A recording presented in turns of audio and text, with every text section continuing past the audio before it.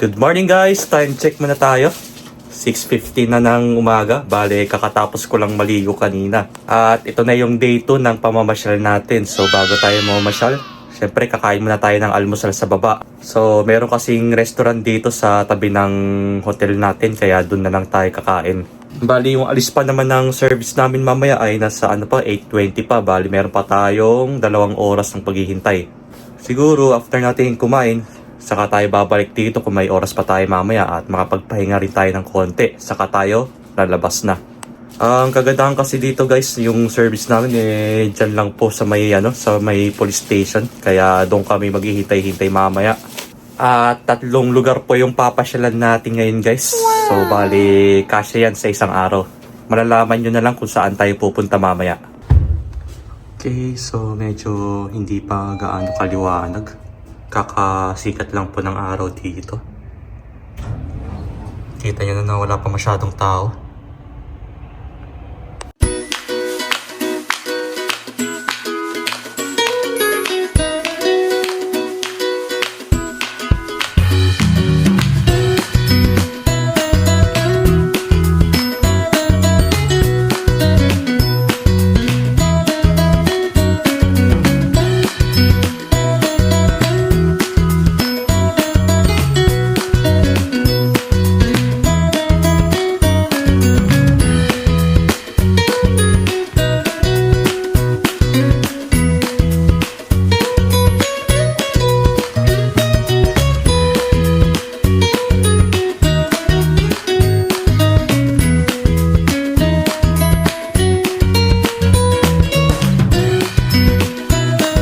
Time check muna tayo.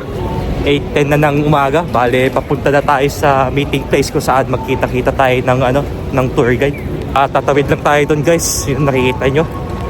Marami na po palang nakaabang dito. Ayan. So, hindi namin alam kung ilang bus yung kakasya dito. Sakto lang tayo sa oras. So, ganito po karami ang mga tao na mamamasyal ngayon.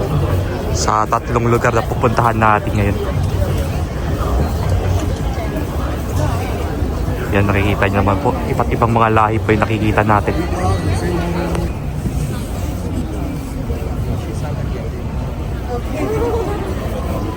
Ganda ng snowman. Kompleto eh.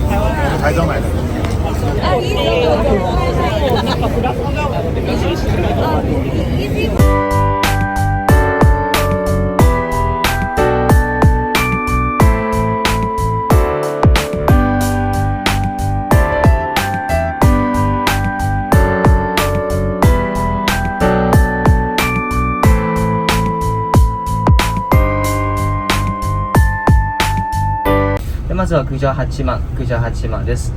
で最後に行くのが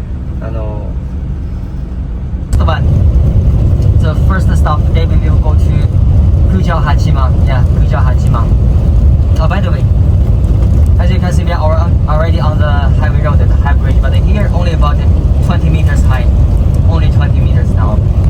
また高山ではそこは確かにお店とか情報量が多いので什么区别的，时间也够用，路线呢也是一条路，很简单。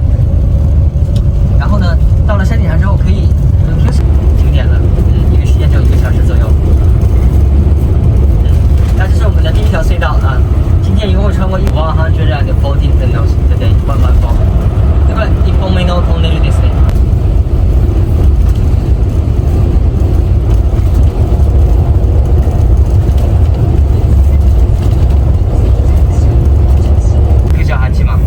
後ろでそして右側にあるこの町が九条八幡となります。はい。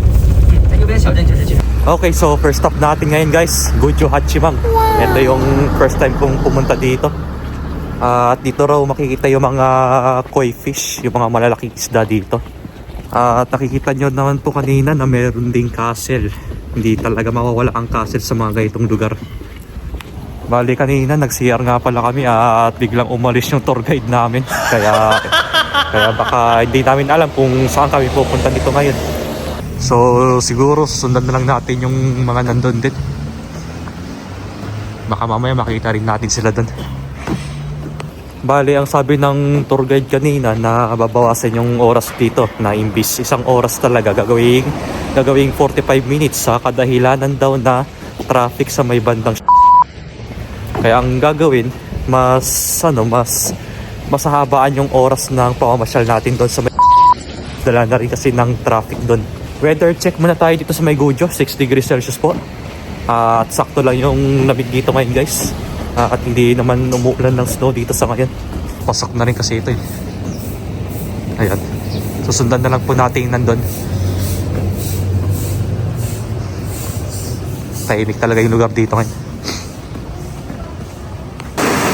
Okay, so ito po yung ilog nila dito sa may Gojo. Gojo Hachimang. Ay, zoom natin konti. So far, malinis naman po yung tubig dito. At di tayo makakababa kasi sobrang lamig ng tubig dyan.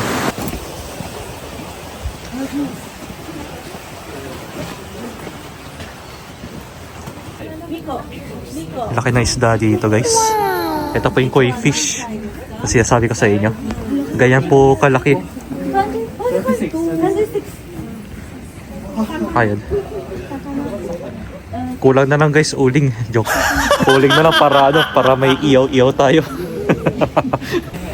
Bale, iba-iba kasi ang kulay ng koi fish dito. At sobrang lalaki nila.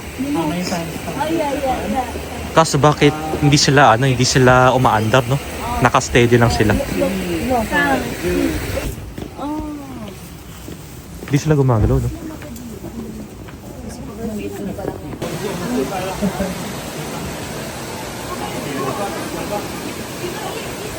Kahit yung mama. Yan ba dapat pupuntahan natin? Okay. Typical province po, ganito yung itsura. Ang maganda dito, linis ng tubig. Ito na yung nila, parang kanal. Ito po. Puro mga ilog yung makikita dito eh. Gojo Hachimang. Tapos meron pa doon sa kabila, ay ito, bundok na siya. Ganda ng probinsya dito, di ba? So ayan lang po. At ito na po yung mga pasyalan dito sa may Gojo.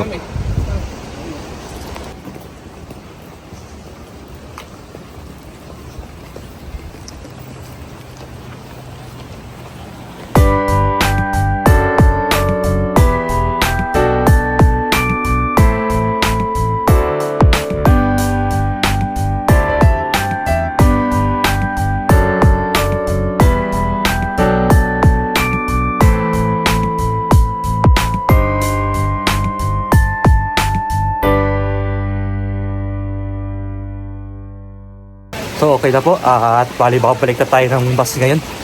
Tayo ilang minutes na lang po at paalis na rin yung bus. Yung isa sa sikat na tourist spot na makikita dito sa Gojo Hachimang ay yung mga koi fish. Kung saan nakaano lang po sila sa may ilog, sa may kanal. Talagang makikita nyo naman po na sobrang laki ng mga isda dito. Okay, pabalik na rin tayo ng bus ngayon. Pero mag-CR muna tayo bago tayo bumalik. So overall, ito po yung mga napuntahan natin kanina. Dito lang yan sa Gojo Hachimang. Yan po.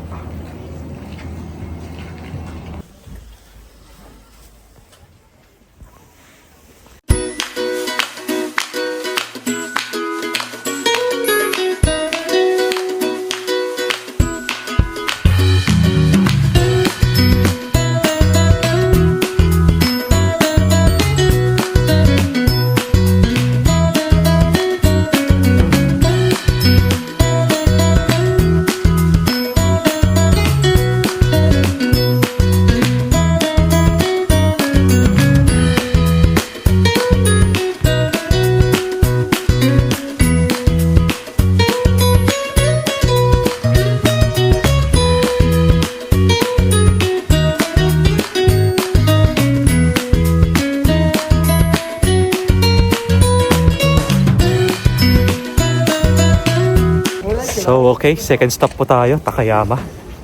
Bale, kakain na muna tayo ng lunch dito sa may Takayama guys. At ang main dish nila dito is Hida beef. Or pwede nating tawaging Hida Wagyu. Kaso the problem is hindi ako kumakain ng beef. So hanap tayo ng ibang restaurant dito na na makakainan na walang beef. Yung makakain tayo ng maayos. At isa rin sa sa sikat na main dish nila dito is yung Takayama Ramen. Bale, ito na po yung main street dito sa Takayama. Ayan, normal na lang po, normal na lugar lang po dito. At kahit saan po, meron po silang mga restaurant dito or mga bilihan ng mga pasalubong. Ito daw yung magandang bilihan ng mga pasalubong na mga pagkain. Ito po yung mga bilihan ng pasalubong dito. Ang maganda po kasi dito, mura po yung mga nila dito, yung mga souvenirs. Dahil po nasa province tayo. Ayan po, dami po mga pagpipilian dito guys. Tapos ito po yung mga sake nila na nakatambak dito. Iba't ibang klase ng mga sake. Bale, ito po yung mapapasyalan dito sa Takayama. Ito pong mga shopping street. Ayan po. Dito po sa Takayama, hindi rin mawawala ang sikat na kanilang wooden na kagamitan. Kaya napapansin nyo po dito yung ibang kutsara at tinidor na gawa sa kahoy. Ayan po, 100% na kahoy yan. Lalong-lalo na po itong orason nila na nagustuhan ko na sobrang ganda ng pagkagawa. At dito naman, hindi mawawala ang wooden furnitures nila na katulad nitong mesa, upuan. At meron din silang iba't ibang klase ng mga kahoy dito na sobrang matibay pag titignan ninyo. Ang Takayama, kilala rin yan bilang Little Kyoto ng Japan. Kaya nakikita nyo yung ibang mga bahay dito na naitayo noong 300 years ago pa. Tapos pag tinry nyo itong sandwich na ito, unang kagat pa lang, maiiyak na kayo sa sobrang lungkot. So ayun po, hindi pa kami makahanap ng mga kainan dito. Lahat ng restaurant kasi dito puro mga mga Hida beef yung serve nila. Siguro pag no choice talaga, saka tayo kakain na lang para may laman yung tiyan natin. So hanggang ngayon wala pa rin kaming mga kainan dito. Di ka pwede dito. Kaya kayo puro beef. Mga angayayat ka. Last ko na to. Ida-diet ka ng Takayama. Baka pag dito ako tumira, baka butot balat na ako dito. So ayun, nakabili na rin tayo ng pagkain natin. At eto nga yung pinamili ko. Galing sa Family Mart. Itong California Maki. Ayun po nakasulat Family Mart sa taas. Tsaka Family Chicken na lang tayo. No choice pa, hindi tayo kumakain ng beef guys. At buti na lang talaga may convenience store dito.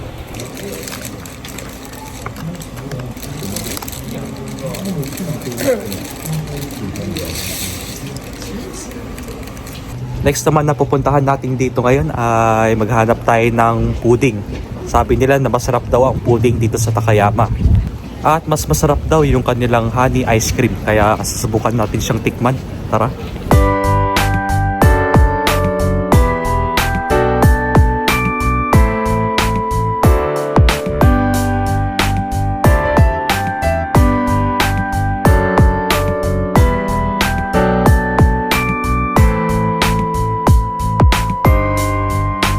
Ito na ang ating bee pollen honey ice cream. Ito. 750 yan nga pala isang piraso to. So titikman na natin. Ngayon lang ulit ako nakakain ng honey.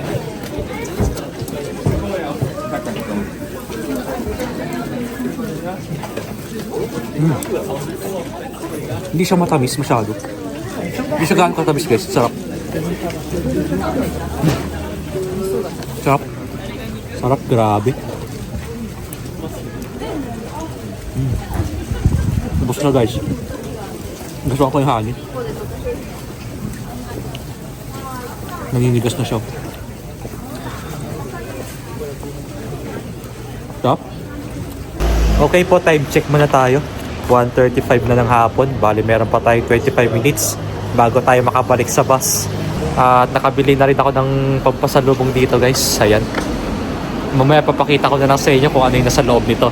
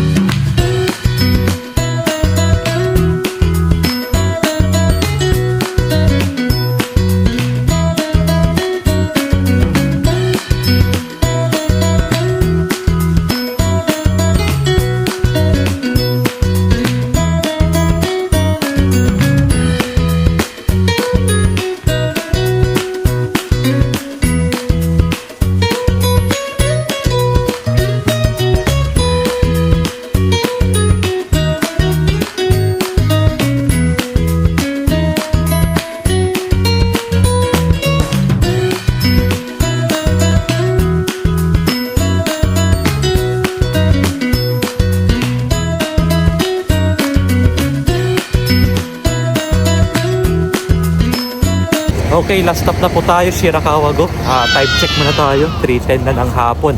So meron pa tayo 1 hour and 50 minutes na pamamasyal dito sa Shirakawa. Kasi ang closing time nila dito ay 5 PM po. At ingat lang tayo kasi madudulas ang snow dito. Ayan. Napapansin nyo na sobrang dami ng tao dito ngayon. Hanggang dun sa dulo guys. Tatawid pa tayo sa mismong bridge na to. Ayan po. Yeah, you can still follow. Yeah, follow him is okay. But at the same time, it's okay. Follow him is also okay. Another guy. Yeah. Okay, bali dito na tayo sa may bridge. Tatawid lang tayo hanggang doon sa dulo. Grabe tao doon. Ang ganda. Sa TV ko lang nakikita to dati. Ngayon na ano ko na sa personal. Wow. So, ayun po, gumagalaw yung bridge dito. Tatakot. Bilisan nyo naman po please. Gusto ko nang tumawid doon. Tatakot po ako guys. Huwag kayong gumalaw please lang. Parang di gagalaw. Gumagalaw eh. Ako parang di gagalaw eh. Dito yun. So ayun po. Hindi man lang ako na-inform na may ganito palang hanging bridge. Hindi ko in-expect. Takot po siya sa height. Nakakatakot po. Wow, ang dami snow. Medyo to down na nga lang siya ngayon eh. Mas madalas pag natunaw yung yelo eh. Yun yung mas mahirap na maglakad. Ang daming tao. May kamote no.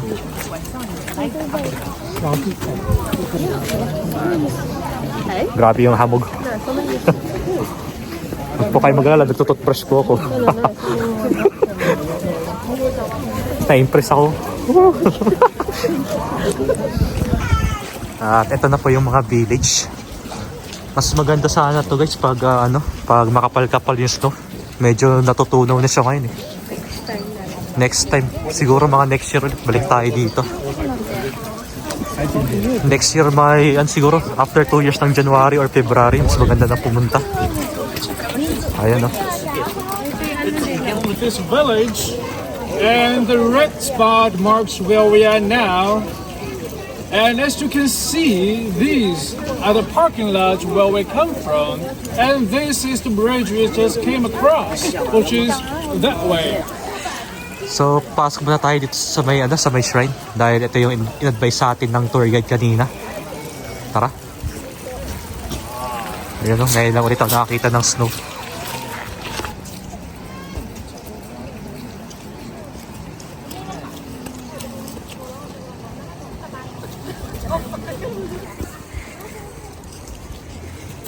See it snow. Lamig.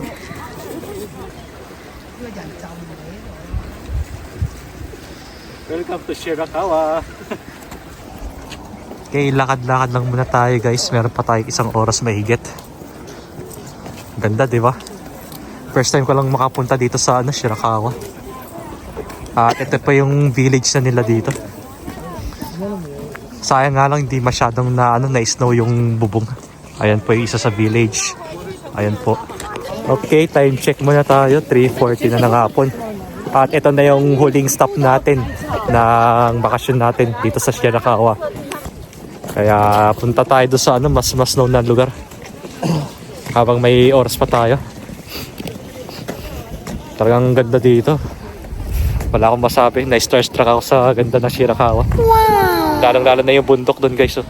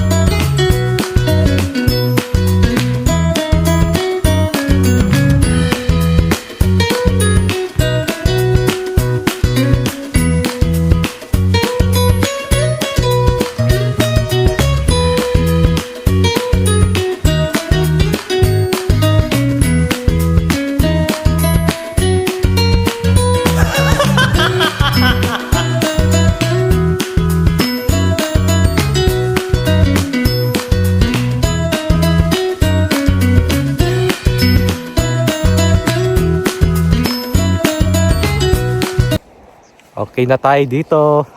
Talagang nakaka-enjoy ang snow dito. So maya-maya babalik na rin tayo. Sana pagdating next year makabalik din tayo. At this time magkaka-snow na ng medyo makapal-kapal din. Talagang na-amaze ako sa bundok. Madulas nga lang. Ingat-ingat sa paglalakad. So yun po. Parang ayoko na tuloy umuwi. Parang gusto ko na lang dito.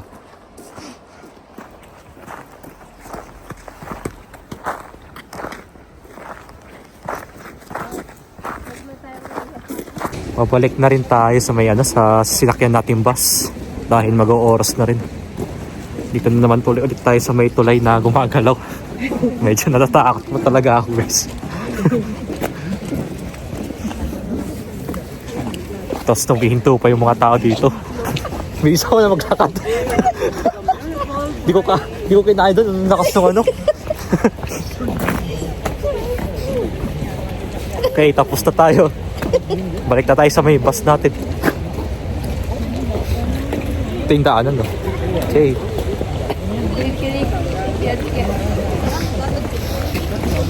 Medyo lumalabig na rin kasi itong kamay ko.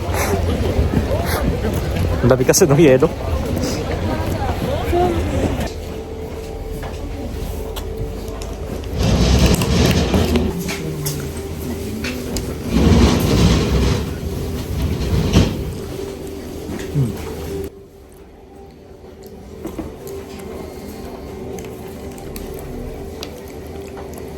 Okay, so nakabalik na tayo ng hotel ngayon at kumain na rin ako sa labas kanina bago tayo bumalik dito. Bale, ulitin ko lang kung saan tayo pumunta ngayong araw. Bale, 3 lugar po yun. Unang-una, pumunta tayo ng Gujo Hachimang. Ang pinakasikat na tourist spot doon ay yung mga koi fish. Yung makikita nyo sa may kanal, sa mga ilog, talagang ang lalaki ng mga isda kanina. And after nun, nagpunta rin tayo sa Takayama at doon tayo namili ng mga pasalubong. So ito nga pala yung mga pinamili ko kanina. Itong senbei. Yan po, ebi senbei po ito. Or shrimp crackers, yung ibig sabihin nito. At binabala ko kasing ibigay ito sa mga katrabaho ko. Bali tag-isa-isa sila. Pag balik natin sa work ng January 5. Tapos hindi rin mawawala ang pudding sa Takayama. Alam nyo po na masarap daw ang pudding sa Takayama. Ayan po, bumili ako ng 2 piraso. At medyo mura lang po itong presyo na to at di ko na maalala kung magkano yung nabili natin dito kanina. And last, syempre bumili ako ng miso sauce. Alam kong masarap itong sauce na to. Lalong-lalo na pag gagawa tayo ng tonkatsu at ito yung ilalagay natin na sauce. And last na pinuntahan natin, ito yung pinaka nagustuhan ko, ang Shirakawa-go. Dahil nakikita nyo po kanina na ang dami pong snow doon. Kahit na natutunaw na pa yung iba doon. At actually yun po yung first time na nakapunta ako ng Shirakawa-go. At makikita nyo yung mga bahay-bahay doon. Tinayo na yung bahay-bahay na yun for 300 to 400 years ago. Yun yung sabi ng tour guide namin kanina. Talagang doon po ako nag-enjoy, guys. As in, kasi nga pangalawang beses ko palang nakakita ng snow noon. Noon dati po sa dati ko pinuntahan at sa ngayon po yung Shirakawa-go. At karamihan po doon, puro mga foreigners po yung nagsisipuntahan doon. Yun talaga, doon talaga ako na-enjoy kahit na sabihin ko na takot akong tumawid sa may hanging bridge doon. Talagang laking gulat ko noon kasi nga hindi ako na-inform noon na mayroon palang bridge na dadaanan doon tapos gumagalaw pa. At lalo nga akong nalula doon kanina nung tinignan ko yung baba sa sobrang taas. So sana next time makabalik rin tayo ng Shirakawa-go dahil talagang nasulit ko yun. At gusto ko pa talagang balik-balikan kahit na libutin ko buong araw yun. Dati po kasi lagi ko lang nakikita sa mga YouTube yun, sa mga Facebook yung mga pictures doon.